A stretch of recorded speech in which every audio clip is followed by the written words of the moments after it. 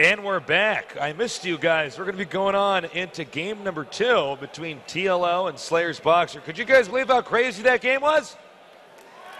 Pretty good crowd here.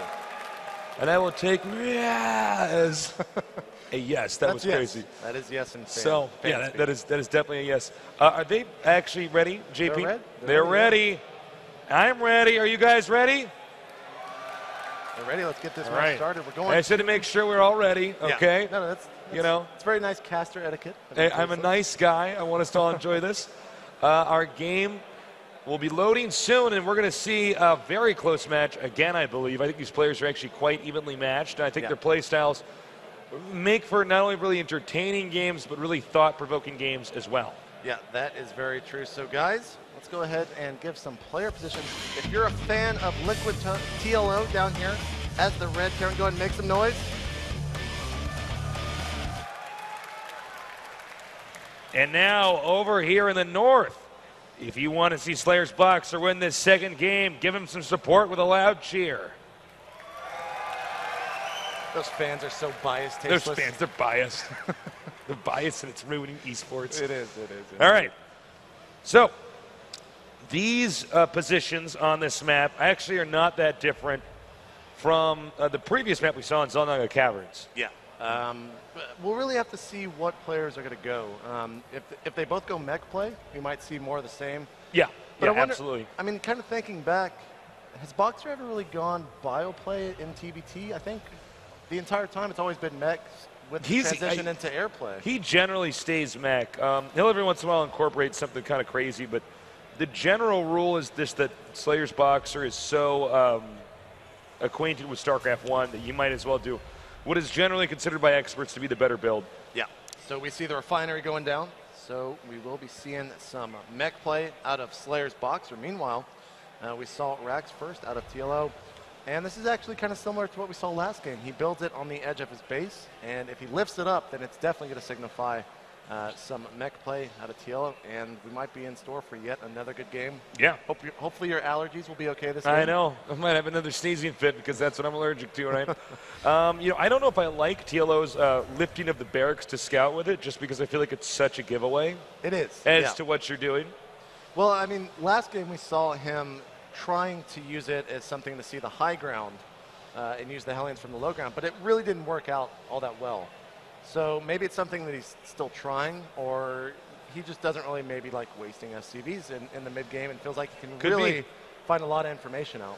I mean, one SCV, that's a lot of minerals through the course of a game. So, I sort of don't know where to stand with it. I think I'm just one of those players that I tend to want to be able to trick my opponent, or at least leave some ambiguity into what I'm doing. Right. And maybe TLO is much more about efficiency.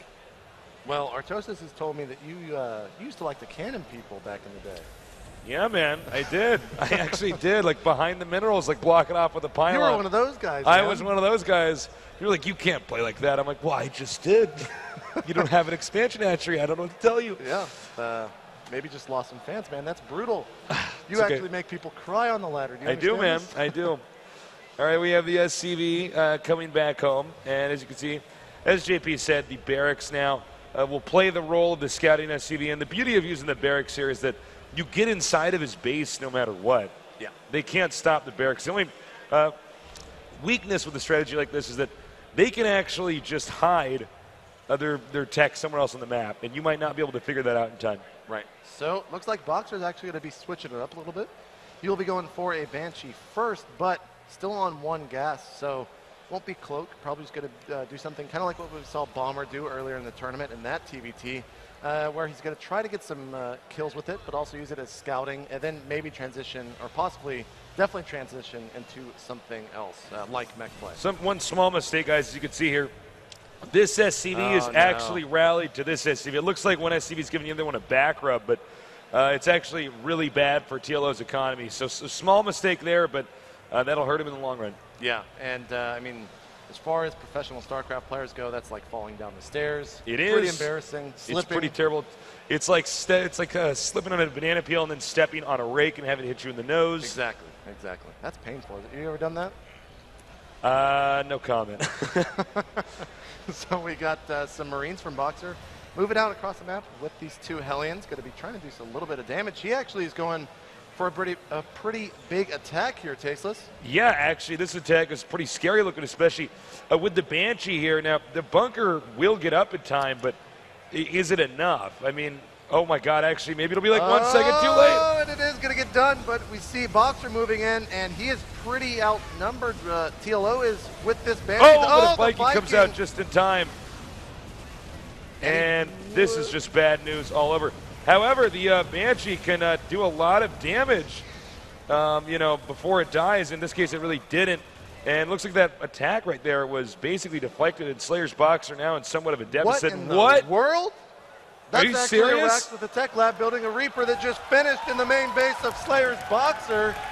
Oh my God, I've actually never seen this before in my entire life. And now the Reaper can do so much damage. It's time for TLO's revenge here. Well, I mean, Boxer doesn't even believe it himself, man. I mean, that is some crazy stuff. Denying the SCV there at the natural.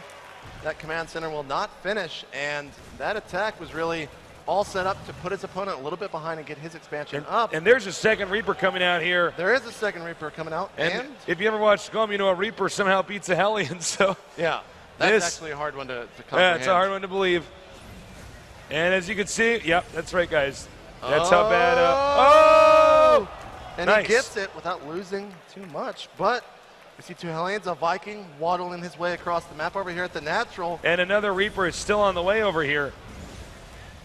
You know, this is actually what happens when Boxer plays TLO. You get a game like this. Yeah, this is what your games end up looking like. And what he's doing is he's baiting the army over here so that his Reaper... Oh, it looks like he's actually used his Reaper to aid him in this attack. Nice, taking out SCVs. We actually see Boxer losing a handful of Marines there, lining them up with those Hellions, and TLO is looking so good right now in Boxer's main base, but the tank is out, Tasteless, and that is going to be able to clean up those Hellions. The Viking might be able to return home safely.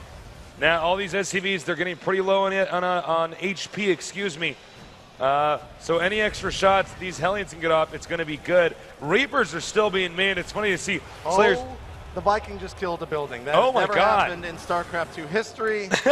You were here, I was here. We'll never forget this day, that's for sure. Yeah.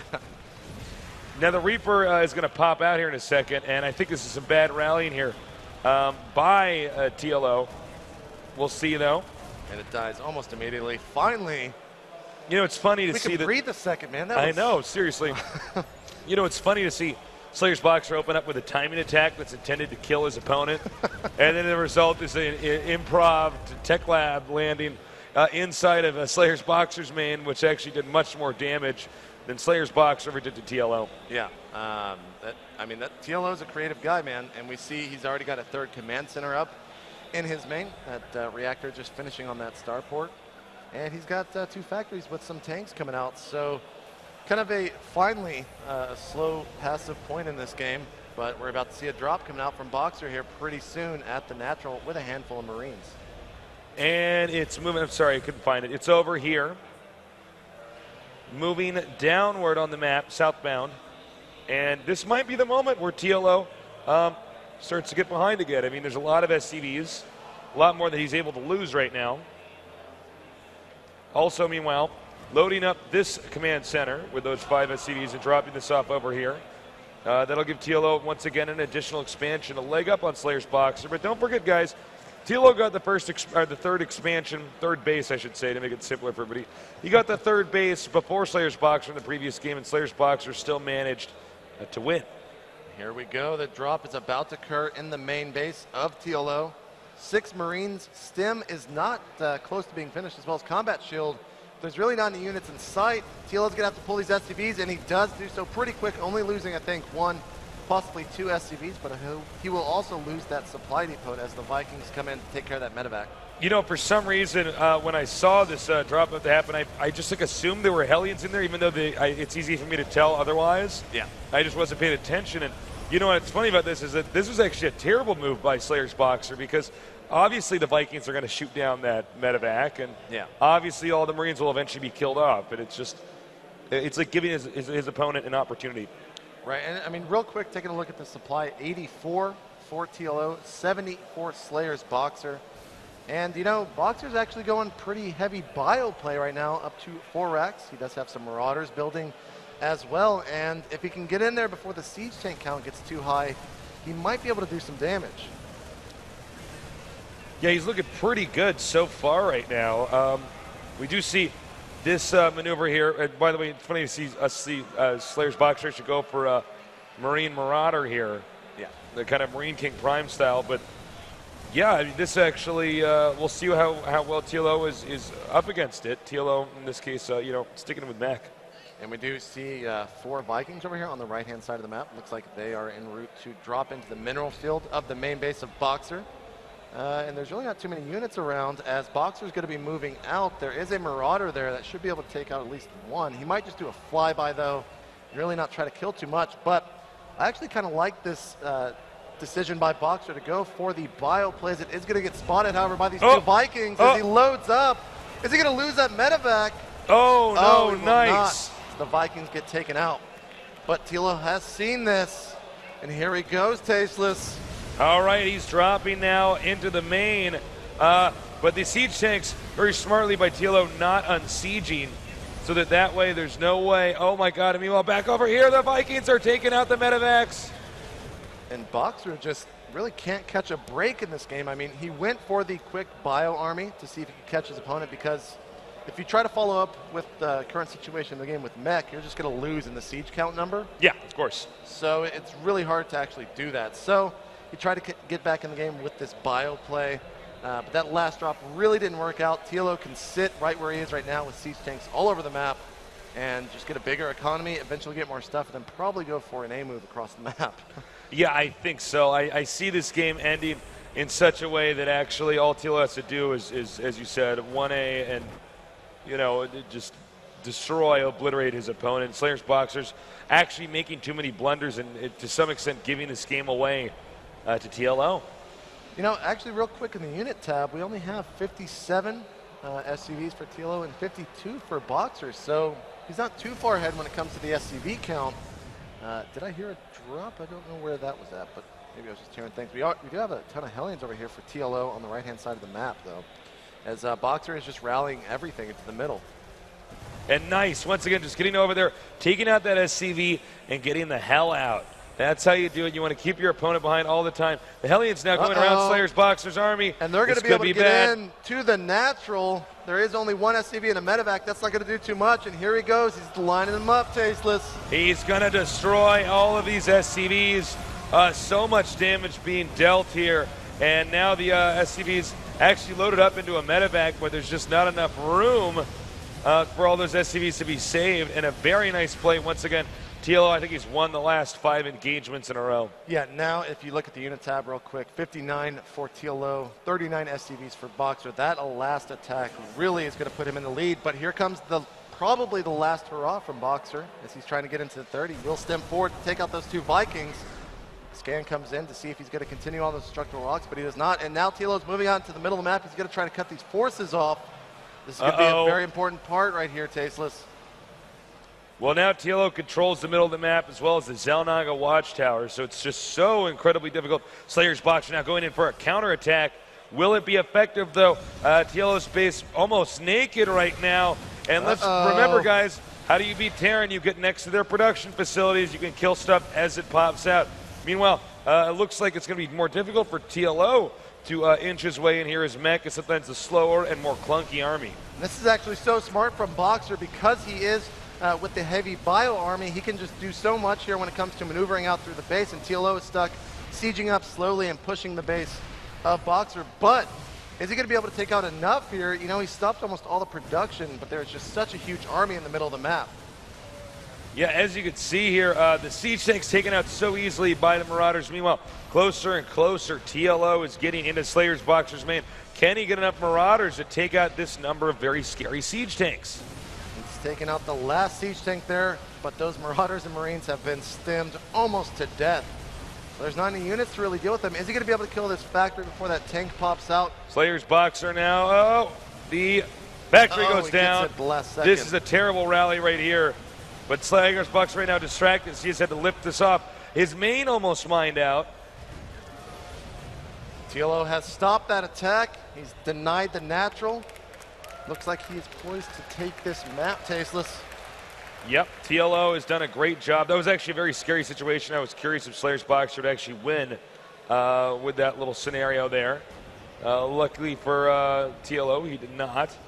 And now here's the problem is that these workers are going to be taken out. He can walk into the main, and there's just really not a lot he can do. Yeah, I mean, all these SCVs in the main not even being able to mine. Boxer really trying to hold on. Thinks he's maybe a little bit farther ahead than he actually is. He did see this third base, though, from TLO, so just going to wait for TLO to inch slowly forward with all these siege tanks, and eventually Boxer is just going to have to GG. Yeah, absolutely. I mean, this is actually game, guys. SlayerSBoxer right now collecting himself as he knows he's going to have to move into the next game and do a better job this time around. The SCVs spilled out and a small drop actually. What? Oh, no, excuse me. There probably are too many siege tanks back there for this to matter. But you know what? He's just not going to give up, is he? He's going to try to. There it is. There he is. All right. GG, guys. GG. And we are all tied up here. Going into game 3, TLO Boxer. This is actually what you want from these two players, you know? Well, you know, it's funny because I was pretty sure that, like, we would have games that would be epic and interesting and awesome, but I didn't really expect them to be as good as this. This is really interesting. You can learn a lot by watching these two play. Yeah, you actually can. So we're going to get this next game hosted. But first, we got to take that quick commercial break, guys, so don't go anywhere. I'm JP. He is Tasteless, and we'll be right back with game 3 between TLO and Boxer.